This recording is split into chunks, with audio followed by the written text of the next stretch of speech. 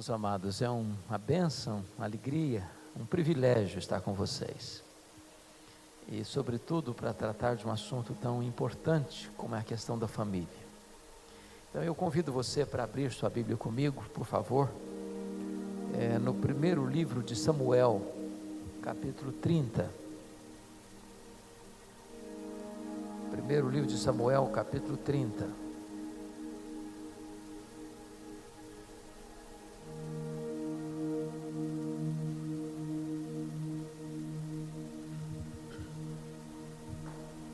A partir do versículo 1. 1 Samuel 30, a partir do versículo 1.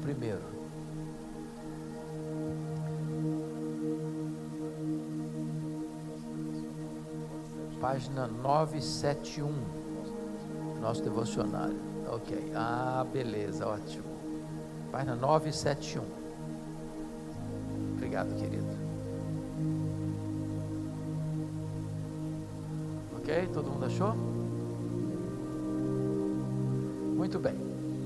Está escrito o seguinte: sucedeu, pois, que chegando Davi e os seus homens ao terceiro dia a Ziclag, já os amalequitas tinham dado com ímpeto contra o sul Ziclag, e a esta ferido e queimado.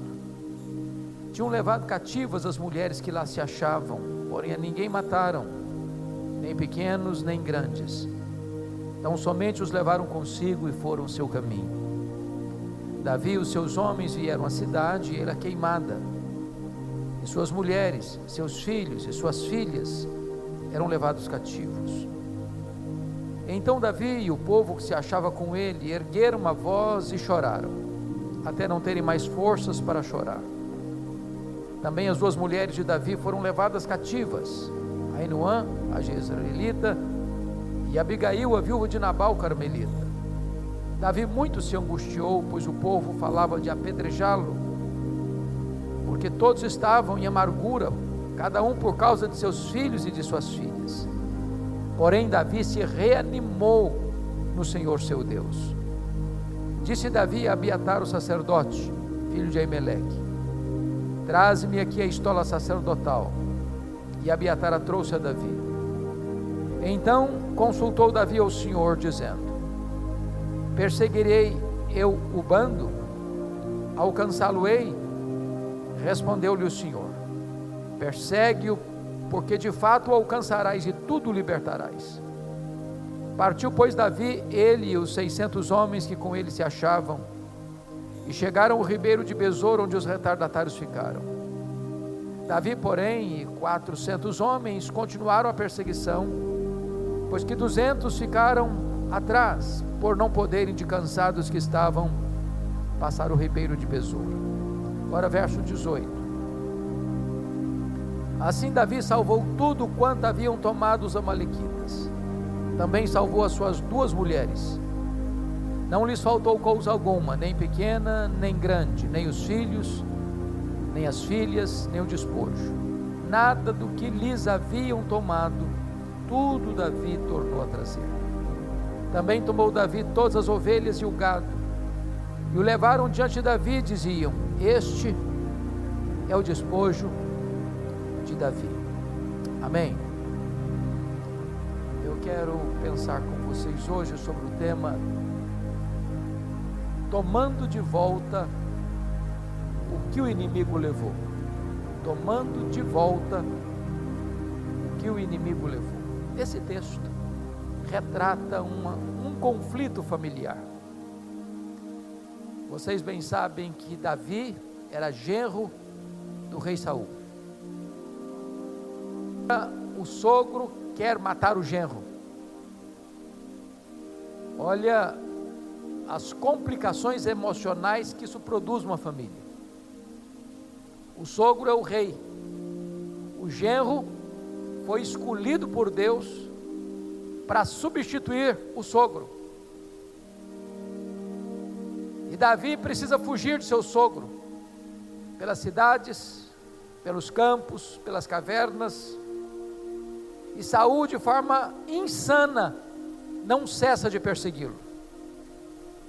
Quando Davi percebe que não tem mais possibilidade de fugir de seu sogro, no seu território, ele busca asilo político fora de Israel, em território filisteu.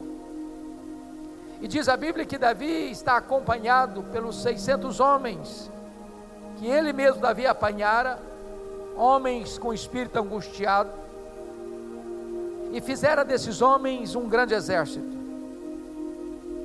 E diz a Bíblia que Davi encontra graça aos olhos do rei filisteu, o rei Aquis.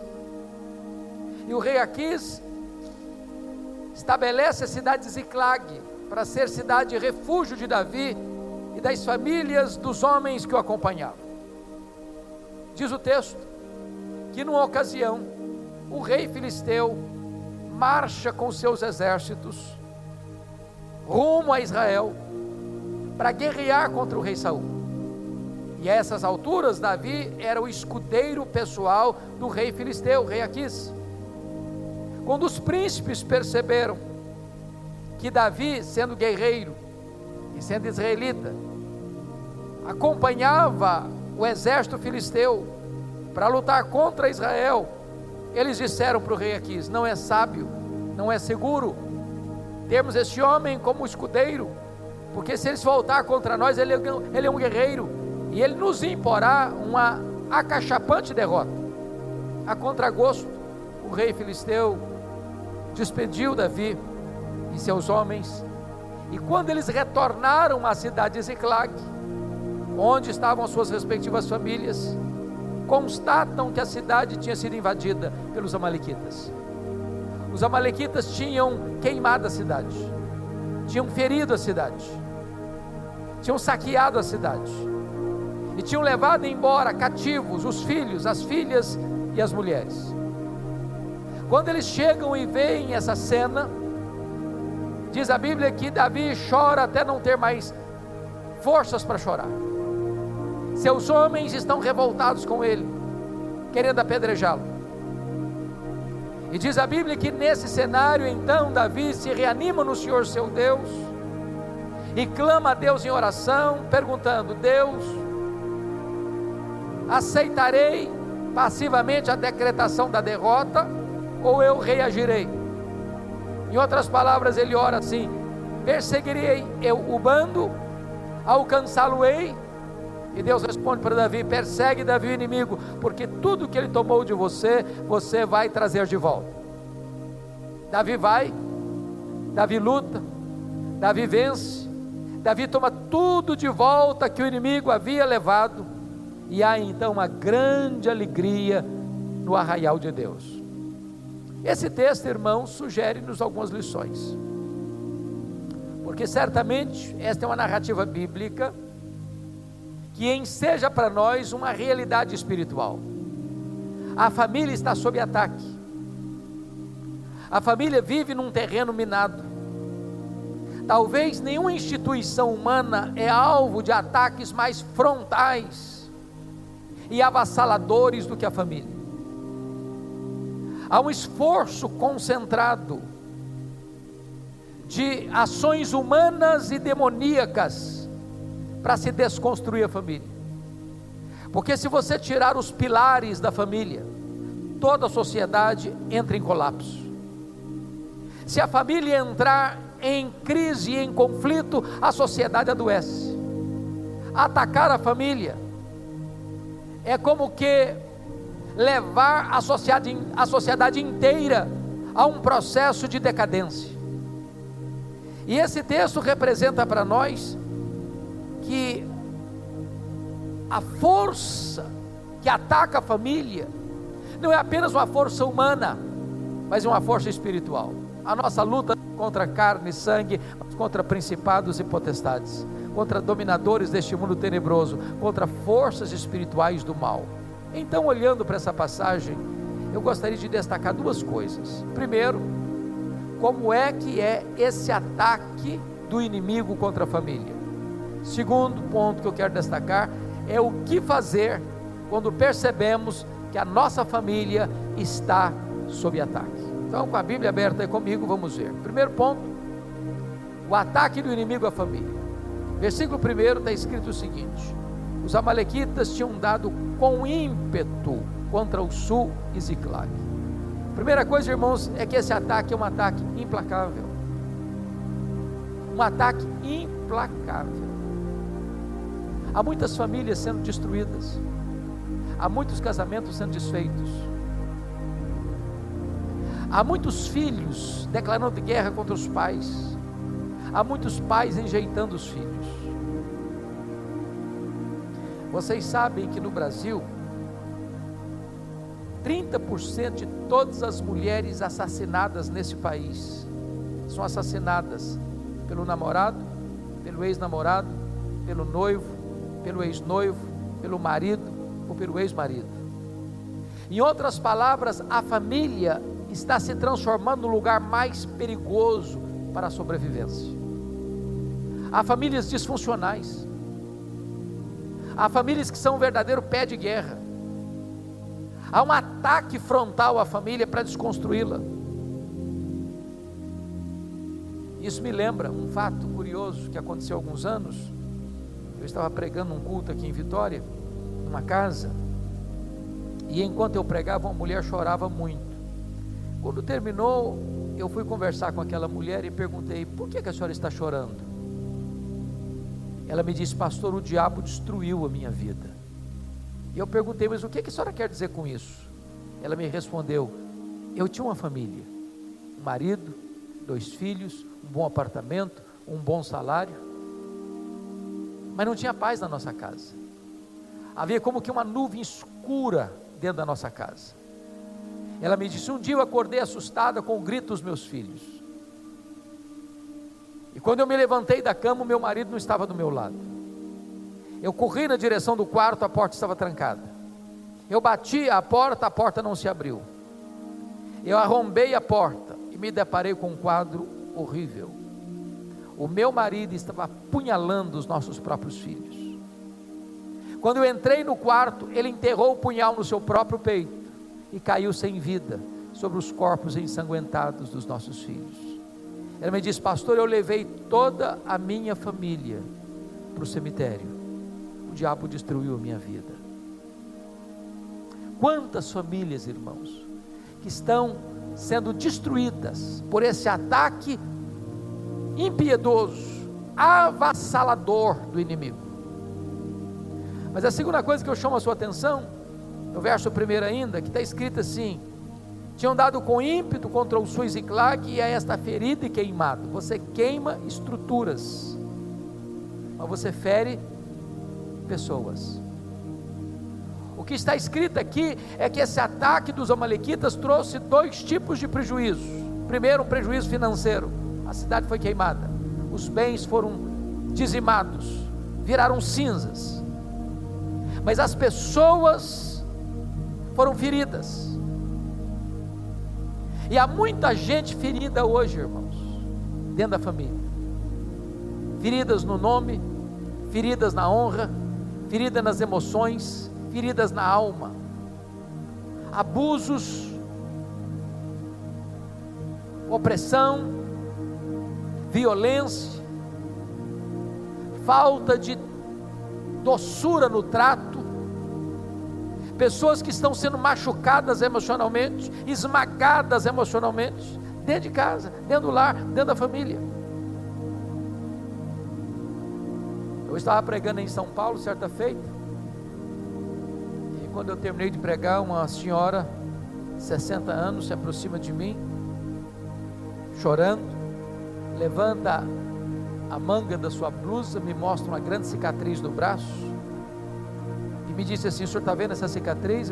Ela me disse: eu fui esfaqueada pela minha mãe, quando eu tinha 10 anos de idade. Ela me disse: eu odiei a minha mãe 50 anos, eu enterrei a minha mãe, e não perdoei minha mãe. Gente ferida, profundamente ferida. Eu estava pregando um congresso em Patrocínio, certa feita, e uma enfermeira que acolhia aquele congresso, que era um congresso de médicos, muito sorridente, muito extrovertida, aproxima-se de mim depois de uma palestra que eu acabara de dar, e me perguntou assim: o senhor está vendo esse sorriso bonito que eu tenho? Eu disse: é claro, é impossível não ver. E ela me disse: mas esse sorriso é uma mentira. Por trás desse sorriso eu escondo uma alma machucada, ferida, esmagada pela dor. Há muitas pessoas que estão sorrindo, há muitas pessoas que estão cantando, há muitas pessoas que estão até de forma extrovertida se alegrando conosco, mas quando bota a cabeça no travesseiro, elas têm uma alma doente, machucada e ferida.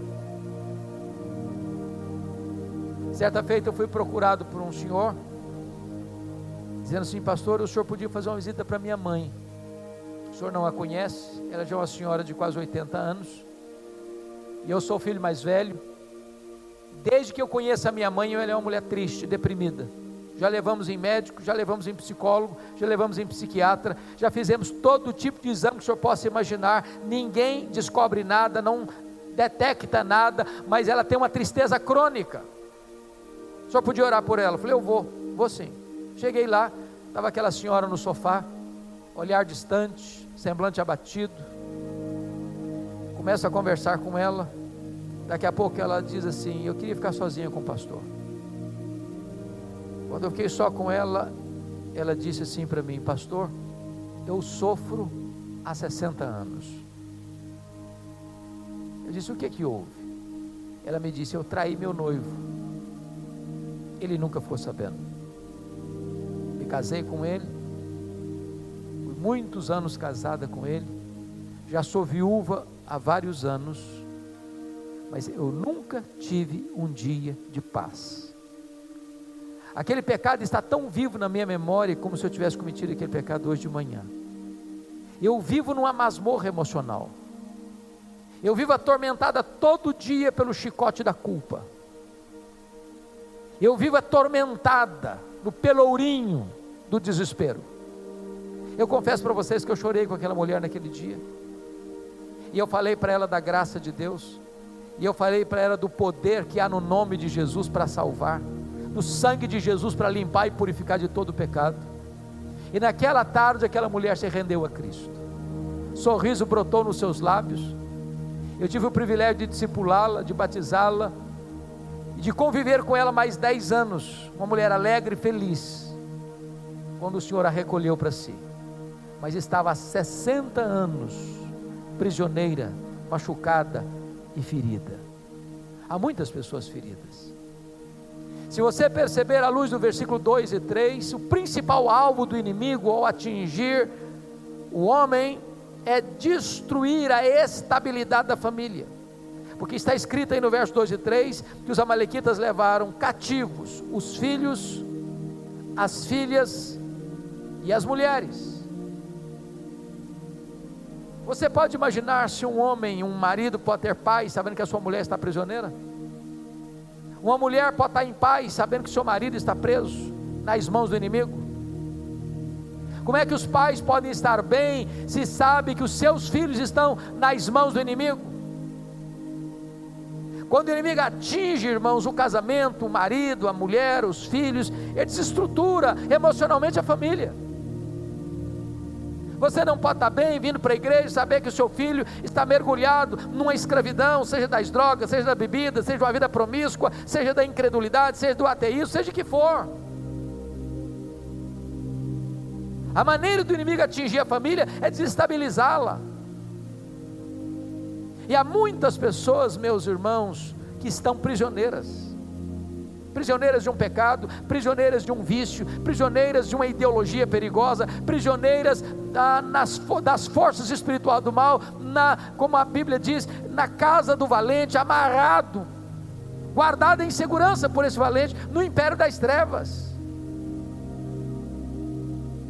Há muitas pessoas assim, presas.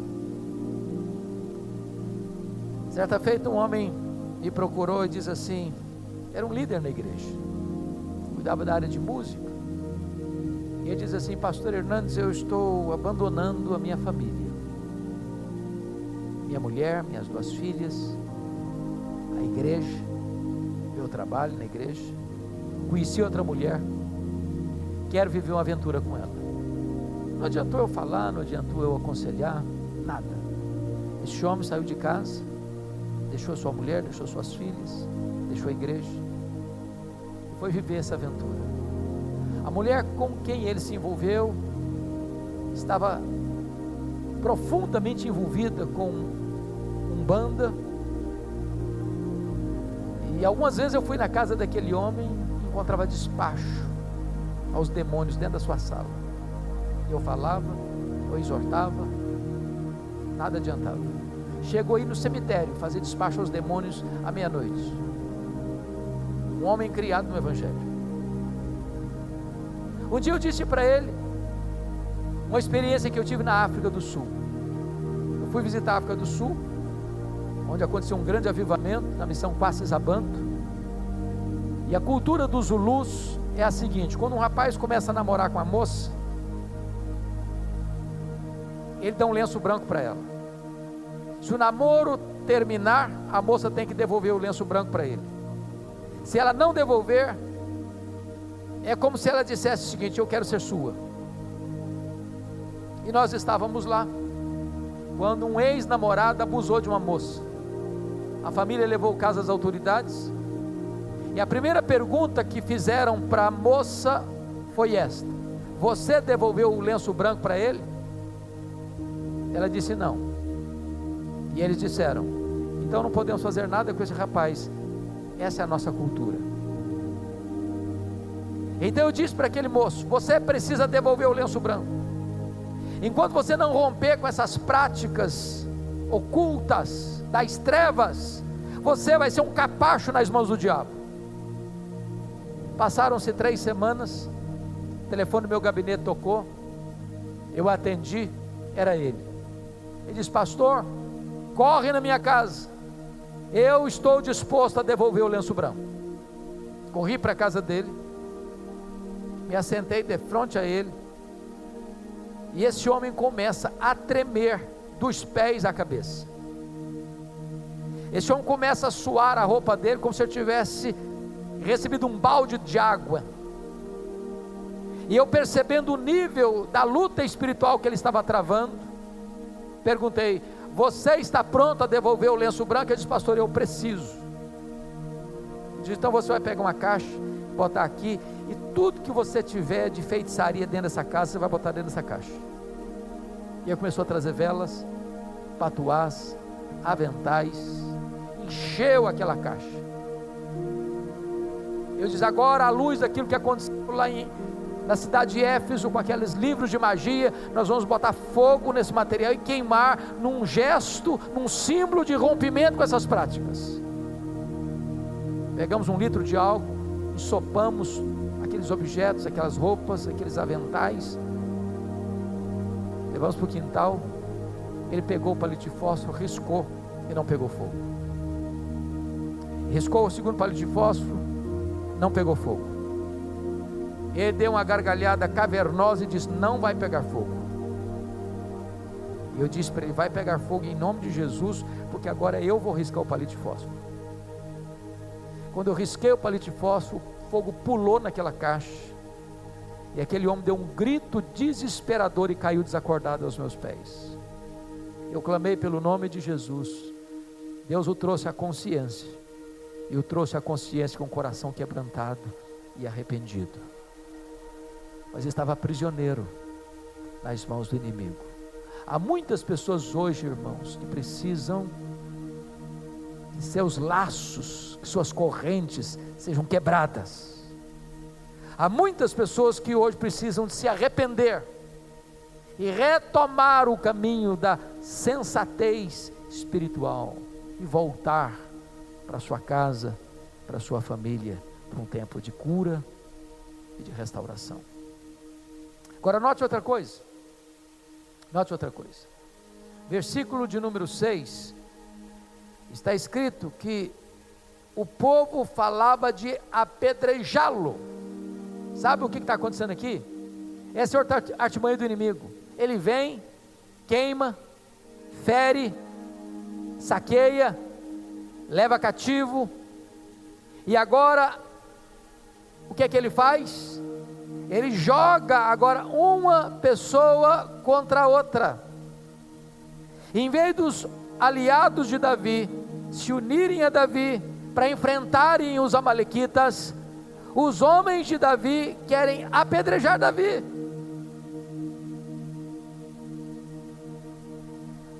Isso é estratégia do inimigo. Quando a família, irmãos, começa a pensar que o nosso problema é o outro. O marido acha que o problema dele é a sua mulher. A mulher pensa que o problema dela é o seu marido. Os filhos pensam que o problema deles são seus pais. Os pais pensam que o problema deles são seus filhos. E de repente o marido está contra a mulher está contra o marido, o pai está contra o filho está contra a filha, o pai está contra a filha, a mãe está contra o filho, a nora está contra a sogra está contra a nora, e a família vira um pé de guerra, quando a família devia se unir para enfrentar o verdadeiro inimigo. Agora preste atenção na frase que eu vou lhe dizer. Quando você faz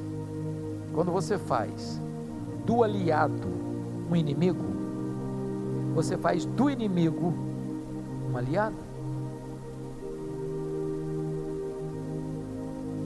Você não tem que lutar contra a sua mulher, nem contra o seu marido. Você não tem que lutar contra o seu pai, contra a sua mãe, contra o seu filho, contra a sua filha. Você precisa entender que a luta é espiritual tantas vezes, que a nossa luta não é contra carne e sangue. Você não pode declarar guerra à pessoa errada. O que está acontecendo aqui é que de repente os homens de Davi querem matar Davi, em vez de se unir a Davi para enfrentar o verdadeiro inimigo. Mas tem outra coisa, para fechar aqui esse primeiro ponto. Dá uma olhadinha comigo no versículo 16. O que está escrito lá?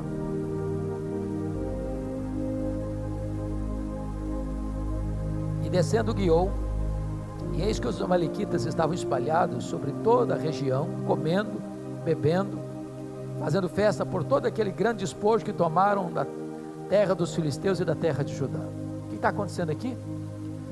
Os amalequitas, ao imporem uma derrota à cidade de Ziclag, ferida a cidade, queimada a cidade, levado cativo as mulheres, os filhos e as filhas, eles estavam agora num acampamento celebrando aquela derrota que tinham imposto aquelas pessoas. Então eu quero levantar o seguinte princípio aqui. A grande pergunta é: onde a minha vida, onde a sua vida, onde a nossa família está produzindo festa? No acampamento de Deus ou no arraial do inimigo? Porque eu não creio que haja clima para festa no inferno, mas que o inimigo celebra quando ele impõe uma derrota sobre nós, isso ele celebra. Eu vou ilustrar isso para você entender esse princípio. Acho que todos vocês conhecem a história de Sansão, né? Sansão nasceu por um milagre de Deus. Sansão foi um fenômeno nas mãos de Deus. Sansão foi o único juiz de Israel que fez carreira solo. Ele era um nazireu. E como nazireu, ele era consagrado desde o ventre. E como nazireu, tinha 3 coisas que ele não podia fazer. Primeiro, ele não podia tocar em cadáver. Segundo, ele não podia beber bebida forte. Terceiro, ele não podia cortar o cabelo. Aí diz a Bíblia que um dia ele está caminhando com seu pai e vê uma moça filisteia, o povo que oprimia a sua nação, e diz para o seu pai assim: papai, eu quero aquela moça para mim. Seu pai disse: não, filho, tem tanta moça em Israel, você vai logo se agradar daquela moça? Ela é filisteia. O povo filisteu oprime a nossa gente. Eles não têm a mesma fé que nós temos, eles têm outros deuses. E o Sansão respondeu para o seu pai assim: eu quero aquela, porque só daquela eu me agrado. Agora, notinha de rodapé aqui. Quantos jovens que não se casaram ainda nós temos aqui? Levanta a mão só para eu saber. Quantos jovens solteiros nós temos? Temos vários. Ok. Então deixa eu dizer uma coisa para você. Não importa se o seu pai é redondo ou quadrado, escuta seus pais na área de namoro.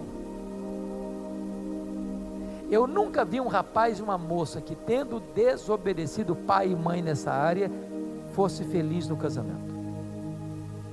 Nunca vi. Sansão não quis escutar seu pai. Aí diz a Bíblia que ele vai para a casa dessa moça, e um leão novo sai em cima dele. Ele era um gigante, ele era muito forte. Ele pega esse leão novo, rasga-o como se rasga um cabrito, e joga do lado de fora da estrada. Bom, eu e você talvez não consigamos rasgar um coelho, quanto mais um leão. No dia do casamento, está indo com seu pai para a casa da moça, se lembrou da cena, afastou-se do caminho, foi lá onde estava o corpo do leão morto, tinha a caveira do leão morto, tinha um enxame de abelhas dentro da caveira do leão morto. Ele enfia a mão lá dentro do cadáver, puxa um favo de mel, chupa o favo de mel e dá para o seu pai. Quebrou o primeiro voto de nazireado ali. Foi procurar doçura no que estava podre, foi procurar prazer no que era proibido.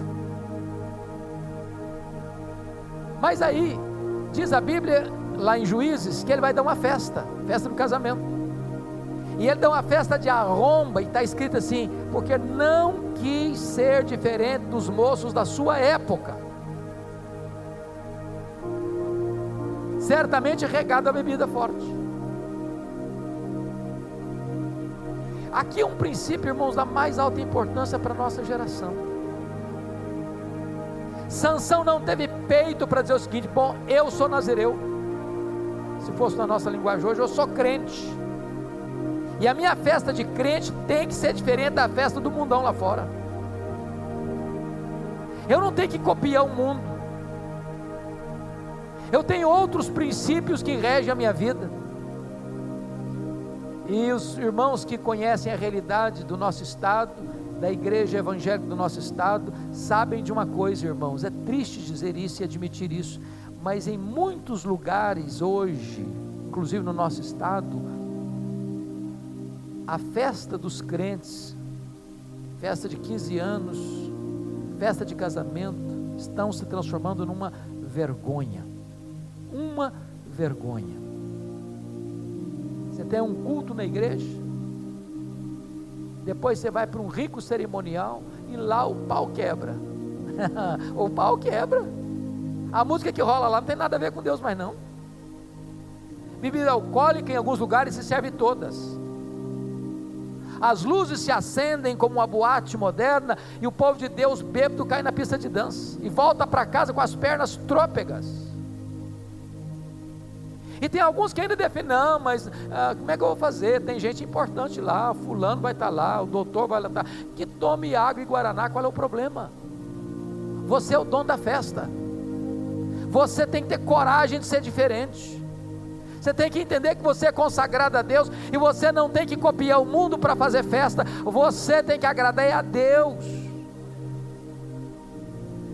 Sansão quebrou o seu segundo voto de nazireado ali. Se você perceber, o casamento de Sansão devia ir para o livro dos Guinness, porque nem lua de mel teve.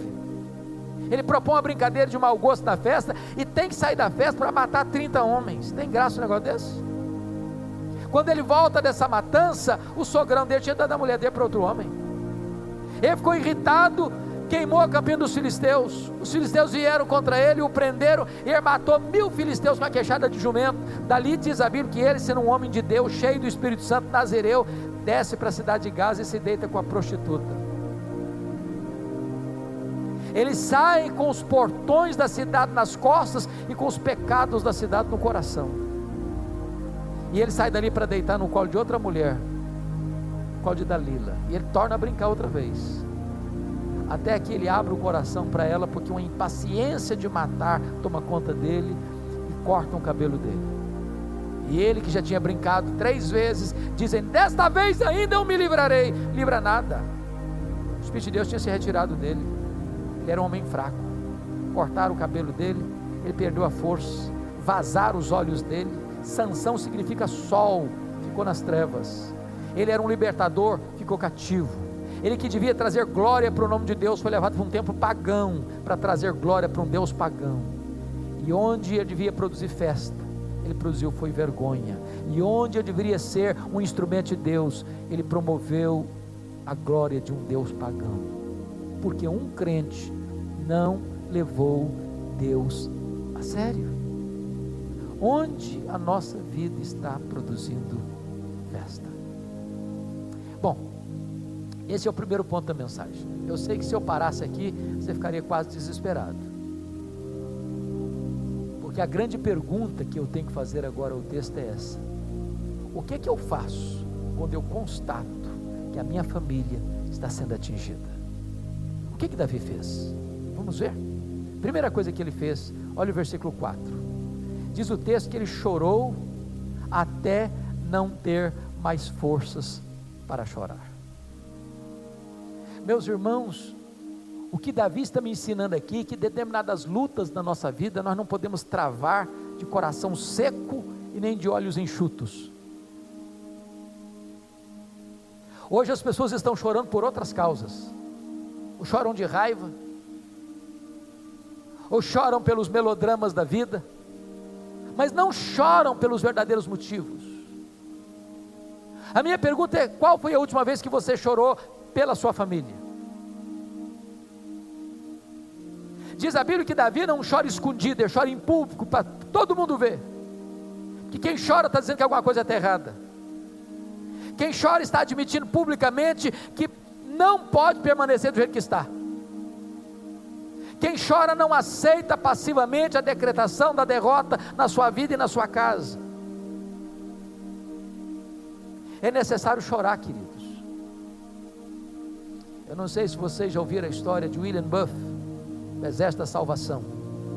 Um dia, alguns dos missionários que ele enviou responderam para ele em carta assim: olha, pode nos tirar desse campo, aqui é muito complicado, aqui é muito difícil, o povo aqui não quer saber do evangelho não, já pregamos tantas vezes, não converte ninguém aqui não, então queremos ir embora daqui, aqui não vai frutificar não, já usamos todos os métodos possíveis, não resolveu nada. William Buff respondeu para eles: já experimentaram todos os métodos? Então faça o seguinte, experimentem chorar, experimentem chorar.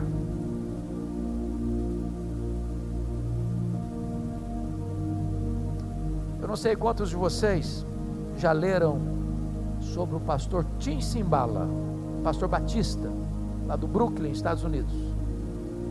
Uma igreja com mais de 5 mil membros, ministério de música conhecido nos Estados Unidos todo.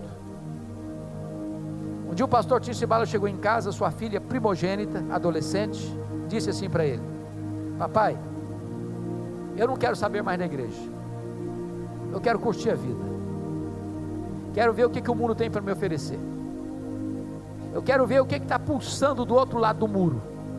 O pai pediu, o pai insistiu, o pai chorou, nada adiantou. A menina botou uma mochila nas costas, saiu de casa, mergulhou nas sombras espessas do mundo. Pastor Tim Cymbala pensou em largar o ministério. Um dia um colega dele ligou para ele da Flórida e disse assim: pastor Tim Cymbala, esquece essa menina, toca a sua vida, toca o seu ministério, ela não está nem aí com você. Mas eu pergunto a vocês: que pai esquece uma filha? Que mãe esquece um filho? Um dia o pastor Tim Cymbala está na igreja, num culto de vigília, e de repente levanta uma irmã e diz assim: pastor Tim Cymbala, a nossa igreja nunca levantou um clamor em favor da sua filha, a nossa igreja nunca chorou pela sua filha. E ele diz que naquela madrugada os crentes deram as mãos, fizeram um grande cordão ao redor dos bancos, e ele disse que naquela noite aquele templo se transforma numa sala de parto, de dores, de gemidos, de soluços. Quando ele retornou para casa, no amanhecer, ele disse assim para sua mulher: minha querida, não tenho dúvidas de que Deus libertou nossa filha nessa madrugada. 2 dias depois, bem cedo, a campainha toca, a mãe vai à porta para atender, era sua filha em prantos, e ela entra, porta dentro, vai no quarto onde estava seu pai, agarra nas pernas de seu pai, chorando, diz: papai, por favor me conta, o que aconteceu há 2 dias de madrugada, por favor me conte, eu estava em casa, parecia que escamas caíram dos meus olhos, o meu coração embrutecido foi quebrantado, eu quero dizer para o Senhor que eu estou de volta para minha família, eu estou de volta para minha igreja, eu estou de volta para o meu Deus, porque Deus sorte. você não gerou filhos para a morte, você não gerou filhos para o cativeiro, você não gerou filhos para povoar o inferno, os seus filhos são herança de Deus. Não abra mão de seus filhos em nome de Jesus. Chore por eles, jejue por eles, ore por eles, não desista deles em nome de Jesus. Segunda coisa que Davi fez, olha comigo o versículo de número 6, está escrito o seguinte: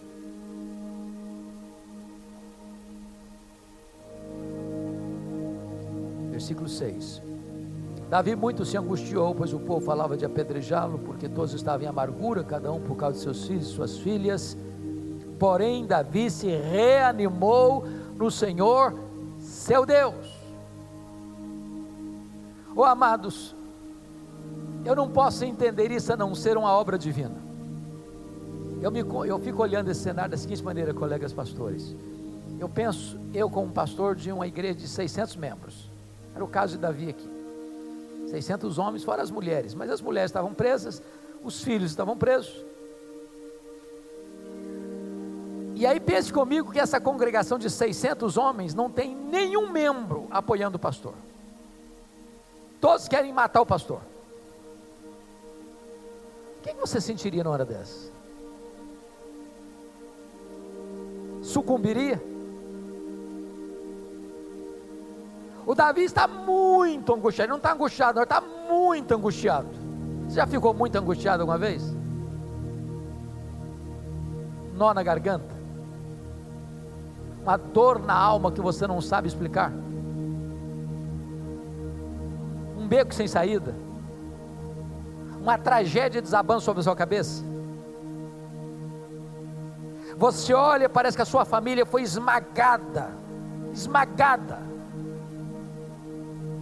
Quando o ambiente estava no fundo do poço, quando a situação parecia irremediavelmente perdida, diz o texto: porém Davi se reanimou no Senhor seu Deus.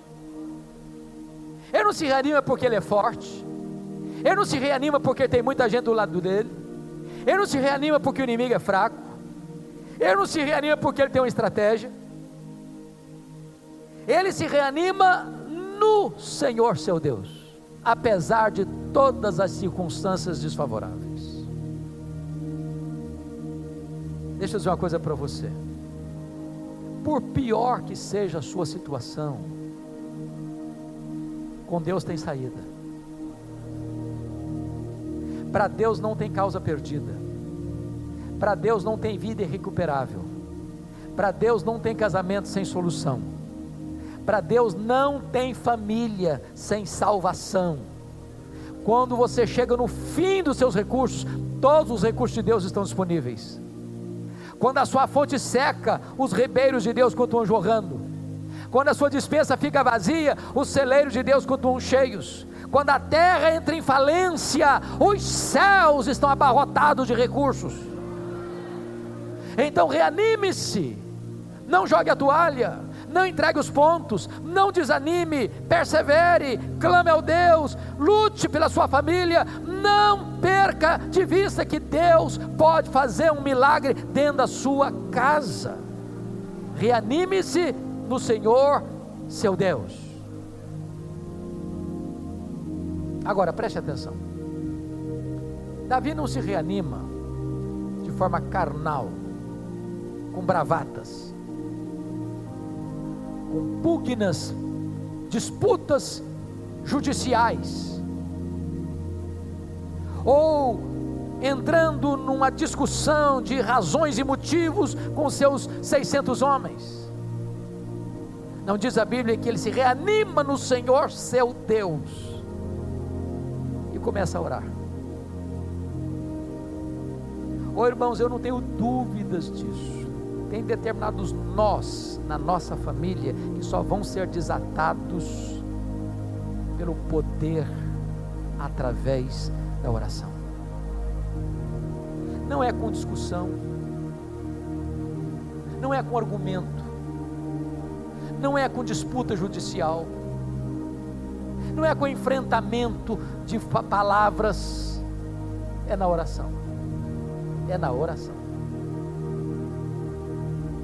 Hoje nós falamos muito e oramos pouco. Brigamos muito e intercedemos pouco. Falamos muito às vezes de Deus para a nossa família e pouco a Deus sobre a nossa família. Sabe o que eu acho curioso? É que para mim é uma das orações mais curtas da Bíblia. Olha o conteúdo da oração de Davi. Só tem 2 perguntinhas. Perseguirei eu bando, alcançá-lo-ei, se fosse hoje, em nome de Jesus, amém. Tudo isso aí é a oração dele. Mas quando você vai entender o que está por trás dessa oração, porque não é por muito falar que Deus nos escuta, ele está perguntando assim para Deus: Deus, eu estou levando uma goleada do inimigo, eu vou aceitar passivamente a decretação da derrota, ou eu vou reagir? Deus, o Senhor está vendo aí, ó, a cidade queimada, as pessoas feridas, as mulheres cativas, os filhos cativos, os meus homens aqui querendo me matar. Então, Senhor, ou o Senhor age, ou a derrota está lavrada. Forças, eu não tenho mais ninguém por mim, eu não tenho estratégia, eu não posso, os meus recursos acabaram, o meu poder se evaporou. Então, Deus, o que eu vou fazer? Eu vou lutar ou eu vou desistir? Porque a sociedade está dizendo para você: desista, esse casamento não tem jeito não, desista. E Davi está perguntando: eu vou desistir, Deus? Eu vou entregar de mão beijada, Deus? Eu vou deixar o inimigo ganhar assim de graça, Deus? Ou eu vou reagir? E Deus responde para Davi: reage, Davi, porque tudo que o inimigo tomou de você, você vai trazer de volta. Eu sou o Deus da restituição. Agora preste atenção. O que Deus prometeu para Davi não foi ausência de luta, mas vitória certa. Não foi caminhada fácil, foi chegada segura. Porque se você perceber, quando Davi se levanta para lutar, dos 600 homens, 200 ficaram para trás, de cansados que estavam. Mas se você tem a promessa, você não vai desistir no meio do caminho. Agora preste atenção numa coisa que está nas entrelinhas. Eu acho isso bonito. Pense comigo se Davi fosse argumentar com aqueles 600 homens que estão amargurados, cada um por causa do seu filho e da sua filha, discutindo razões. O que ele teria conseguido? Nada. Mas quando Davi tira o foco da discussão com esses homens, que eram aliados dele, mas querem matá-lo, para buscar a Deus e colocar o problema no altar, Deus move o coração dos homens. Tem hora que você tem hostilidade dentro da sua casa,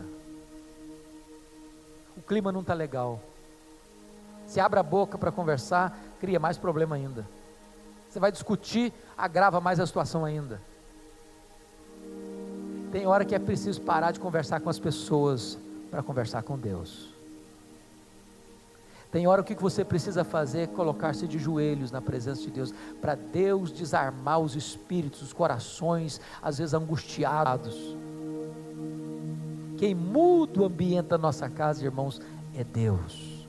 E o instrumento que Deus usa para mudar o ambiente da nossa casa é a oração. Mas o fato de você orar não significa que você também não vai agir dentro das suas possibilidades. Davi orou, Davi pediu direção, e Davi se levantou e enfrentou o inimigo. É hora de você lutar pela sua família. Eu tenho visto tantas coisas estranhas. Há poucos dias um líder de igreja disse assim para mim: pastor, eu preciso sair mais cedo hoje. Isso lá em São Paulo, uma cidade do interior, porque eu tenho que buscar minha filha adolescente 3 horas da madrugada na boate. E eu perguntei: bom, mas não entendi, você vai buscar onde mesmo? Na boate, eu sou um pai zeloso, tem que buscá-la. Mas sua filha não tinha outro lugar para ir não? Irmãos amados, os nossos filhos, eles podem até não gostar do que nós vamos falar para eles, mas o papel de pai e mãe não é ser para agradar filho não. Filhos precisam de limites. Filhos precisam escutar de nós sim, e escutar de nós não. Dizer não para filho às vezes não é gostoso mesmo não. Ele vai ficar emburrado por um tempo, vai fechar a porta do quarto, vai derramar algumas lágrimas, mas choro não mata filho não. O que mata filho é permissividade. O que mata filho é falta de limites. O que mata filho é não ter coragem de dizer, não, você não vai, você não pode ir, você não deve ir, esse lugar não é bom para você, essa companhia não é boa para você, eu quero você tal hora em casa, você precisa estar aqui, você precisa, pai e mãe, ter coragem de dizer não. Tem limites. Hoje os filhos vão chorar, amanhã vai agradecer. Precisamos lutar pela nossa família. Deixa eu dizer para você uma frase. Vou tirar do meu bolso o paletó um pedaço de papel que eu anotei a frase ontem à noite. Olha essa frase aqui. Onde você criar seus filhos, ali eles criarão relacionamentos.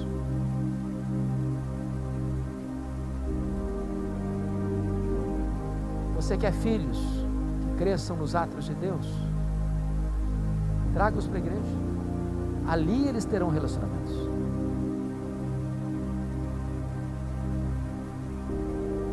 Porque se você fizer como Ló, levar seus filhos para as bandas de Sodoma e Gomorra, é lá em Sodoma e Gomorra que eles vão criar relacionamentos.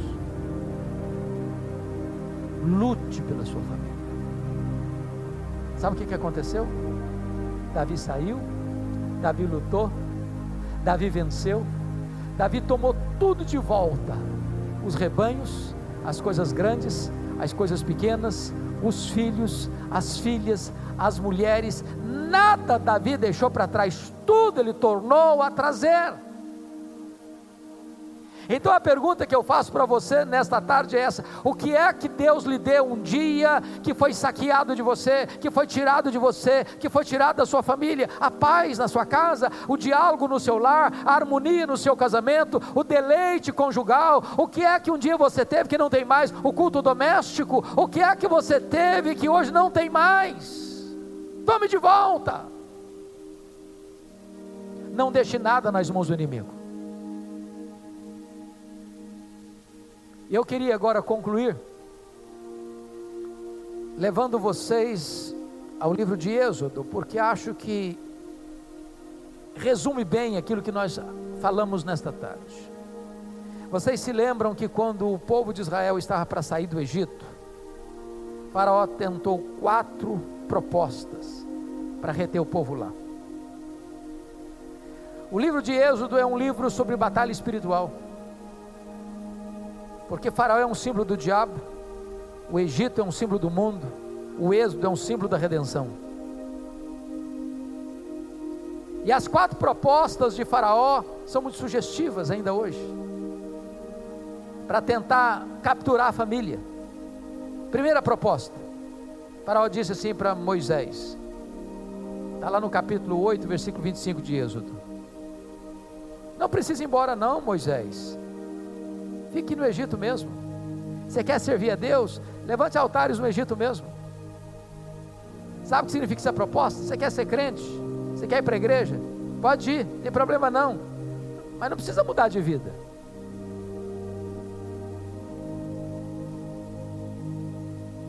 Você pode continuar no mundão e no domingo você está na igreja.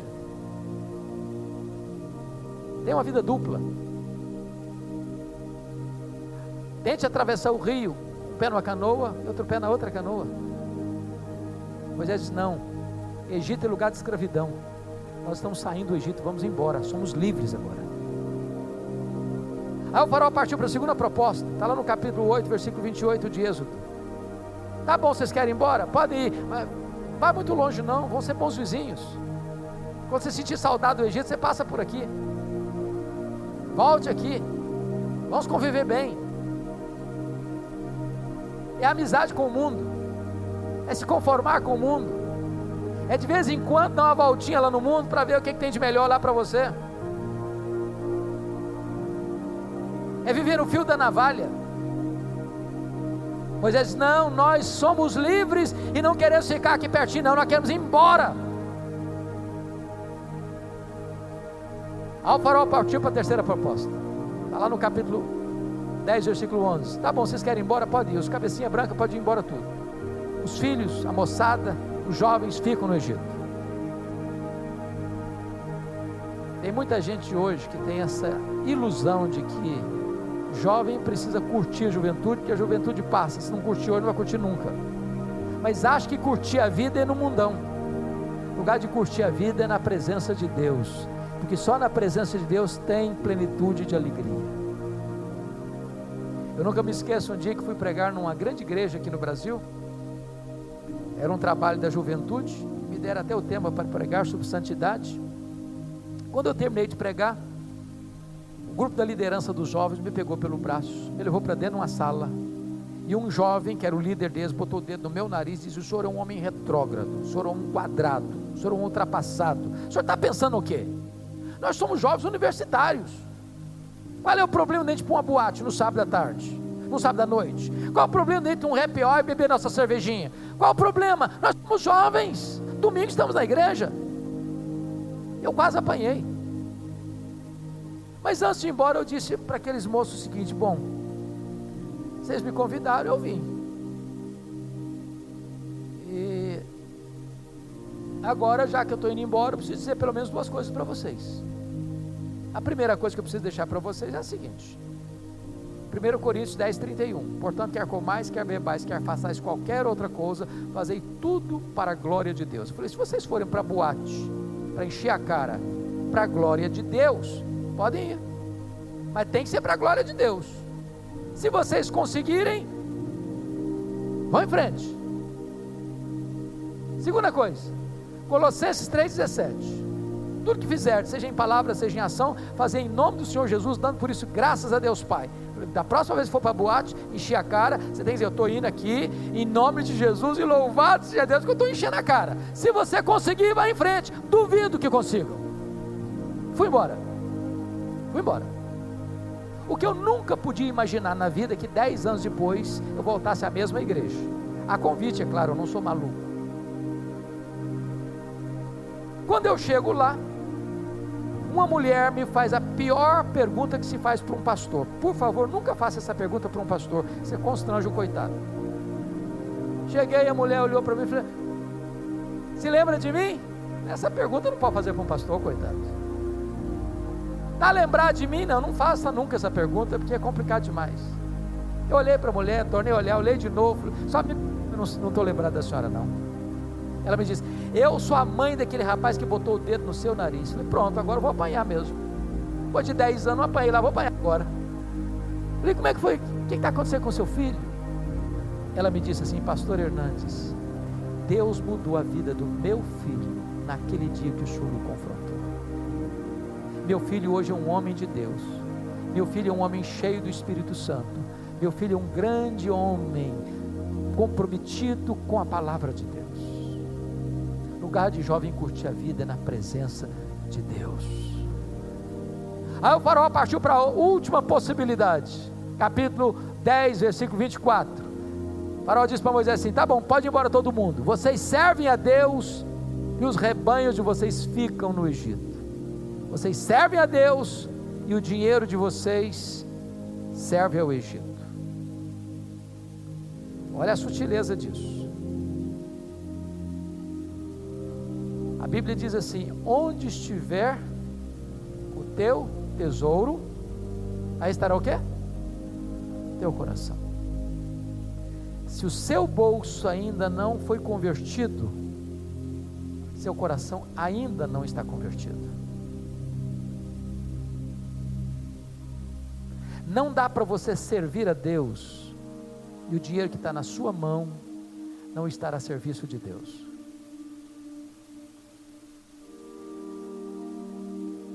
Sabe qual foi a resposta de Moisés para Faraó?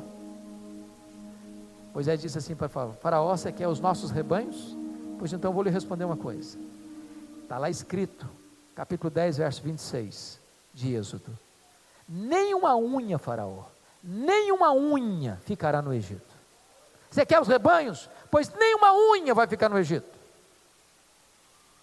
Até hoje eu não sei muito bem para que serve uma unha. Deve servir para alguma coisa.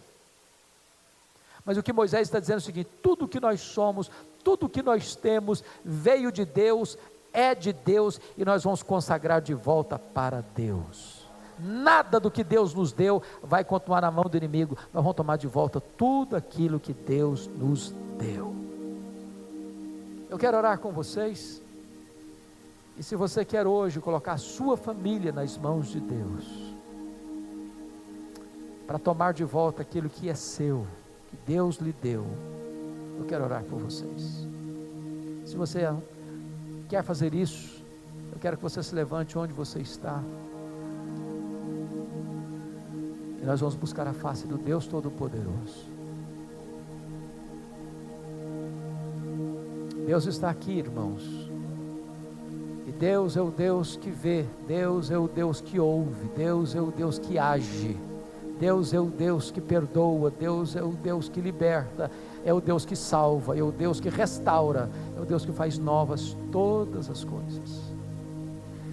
Agradecemos-te, ó Deus, por esta tarde, pela tua palavra, pela experiência de Davi, de numa hora tão dura, tão dramática, tão dolorosa, de um golpe tão profundo, de uma dor quase indescritível, poder perceber o sinal do teu favor, uma intervenção soberana e sobrenatural da tua mão, trazendo libertação para a sua família. Ah, Senhor Deus, a nossa casa está nas tuas mãos. Oramos para que o inimigo, Deus, não tenha vez de atacar a nossa casa. Tapa as brechas, Senhor. Livra a nossa família de todo o dardo inflamado do maligno. Livra os nossos pés do laço do passarinheiro. Guarda o nosso coração, a nossa mente, os nossos olhos, os nossos ouvidos, os nossos pés, as nossas palavras. Oh meu Deus, coloca um muro de fogo ao redor da nossa casa, da nossa família. Livra os nossos filhos, Senhor. Guarda-os em teu nome, para que eles andem na verdade, porque não temos maior alegria do que esta, de ver os nossos filhos andando na verdade. Converta o coração dos nossos filhos a ti. Enche-os do teu Espírito, para que, ó Senhor, as futuras gerações sejam mais crentes do que nós na nossa geração. Enche-os, ó Deus, do poder do teu Espírito, para que eles possam te servir com alegria e com entusiasmo. A nossa casa é tua, Senhor, e nós queremos que ela esteja debaixo do sangue do Cordeiro, para o louvor da tua glória, em nome de Jesus. Aleluia. Amém.